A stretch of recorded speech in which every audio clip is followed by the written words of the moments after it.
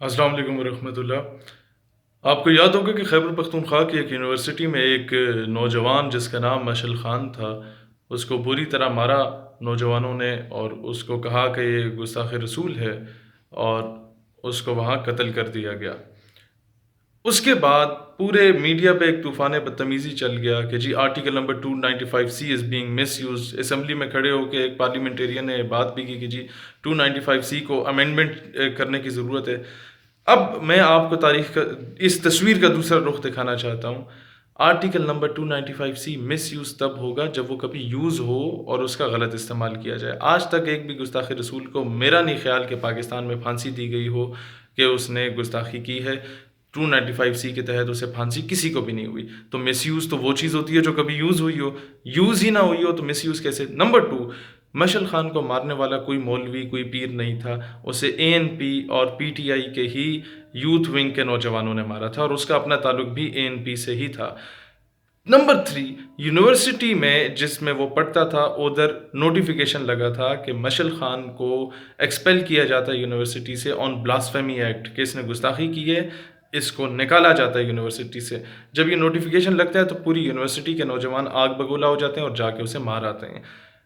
Number 4، جب یہ media پہ خبر چل جاتی ہے اور یہ سارے یہ آنٹی شمیم کے جتنے بھانجے شانجے ہیں جو لال مسجد کے سامنے کریکٹرلیس ایکٹیویٹیز میں انوالو پائی جاتی تھی، وہ سارے اکٹھے ہو گئے۔ میں نام نہیں لینا چاہوں گا، اور آسمہ جہانگیر کی جتنی ناجائز اولادیں تھیں وہ سارے اکٹھے ہو گئے۔ انہوں نے جب پریشرائز کرنا شروع کر دیا تو یونیورسٹی نے فوراً اس نوٹیفیکیشن کو غائب کر دیا۔ وہ نوٹیفیکیشن جب غائب ہوتا ہے تو اس کے بعد میڈیا پہ ایک خبر آتی ہے کہ جی مشل خان کے قاتلوں نے اعتراف جرم کر لیا اور وہ اپنے کیے پہ شرمندہ ہیں۔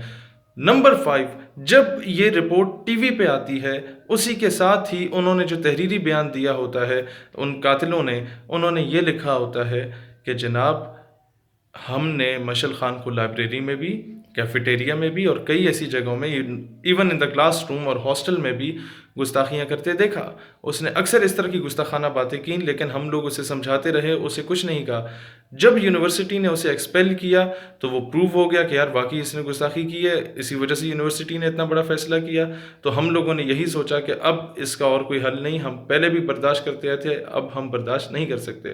نمبر 6، جو وکلاء ان بچوں کا کیس لڑ رہے ہیں جنہوں نے اسے مارا تھا، PTI اور ANP کے اسٹوڈنٹس کا جو کیس لڑا جا رہا ہے، وہ فری لڑ رہے ہیں اور نمبر 7، جو مشل خان کا سکا ماموں ہے اور اس کے کئی ایسے خاندان کے لوگ ہیں جنہوں نے مشل خان کا جنازہ نہیں پڑھا کیونکہ وہ جانتے تھے کہ اس کا باپ اور یہ دیریے ہو چکے ہیں ان کے نزدیک، کہ وہ ایتھسٹ ہو چکے ہیں۔ اس کے اپنے علاقے کے کئی لوگوں نے مجھ سے رابطہ کیا جو کہ کہتے تھے کہ ہم جنازے کے وقت چھپ چکے تھے کہ کہیں اس کے والد کو دیکھ کے ہمیں زبردستی جنازہ نہ پڑھنا پڑے۔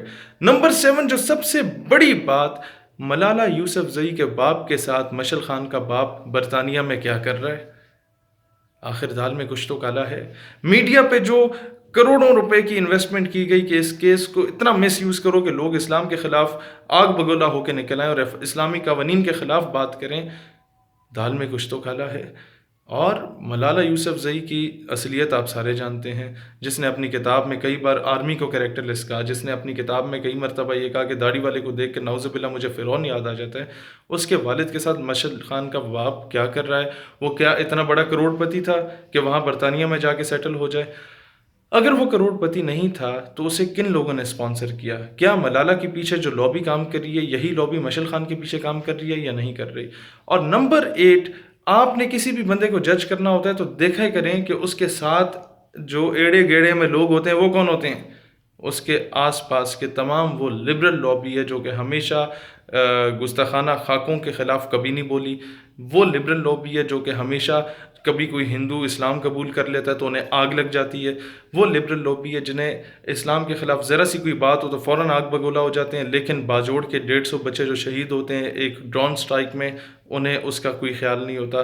تب ان کے یہ وہ so called human right activist ہیں کہ جب ایک عیسائی بے گناہ مارا جاتا ہے ویسے بیچارہ چلتے ہوئے تو اس پہ ہم بھی مذمت کرتے ہیں، یہ اس پہ آ کے اس کی آڑ میں اسلام کو بدنام کرتے ہیں۔ لیکن یوحنا آباد میں جب 2 حافظ قرآن کو زندہ جلا دیا جاتا ہے تب یہ چپ ہو جاتے ہیں، ایسے لوگوں کو سانپ سونگھ جاتا ہے، ایسے لوگوں کے مذموم جو ارادے ہیں ان کو ناکام کرنے میں مجھے آپ لوگوں کا ساتھ چاہیے ہوگا، اور بہت جلدی مشعل خان کے ان تمام کلاس فیلوز کو بھی میں سامنے لاؤں گا جنہوں نے کیٹیگوریکلی آپ کو بتائیں گے کہ اس کی اصلیت کیا تھی، اور میڈیا پہ جو کچھ بتایا جا رہا تھا وہ جھوٹ تھا۔ لہٰذا ہر چیز میڈیا کو دیکھ کے، یا یہ جو لوگ people who are at the helm of affairs, جو کہ کچھ مقام پہ پہنچ چکے ہیں، یہ سو کالڈ مقام پہ، وہ جو اپنے سے رائے دے رہے ہوتے ہیں، ضروری نہیں ہے کہ وہ رائے درست ہے۔ تصویر کا دوسرا رخ ہمیشہ دیکھا کریں۔ ایسے ہی لوگ آج اسلام کے خلاف بات کر رہے ہیں اور اسلامی نظریہ پاکستان کے خلاف بات کر رہے ہیں، اور ایسے ہی لوگ پاکستان کے خلاف جتنی بھی بغاوت کی موومنٹس چلی ہیں ان سب کو سپورٹ بھی کر رہے ہیں۔ گورنمنٹ ایسے حالات میں خاموش کیوں ہے؟ کیا یہاں بھی انٹرنیشنل پریشر ہے؟ ڈیفینیٹلی ہے۔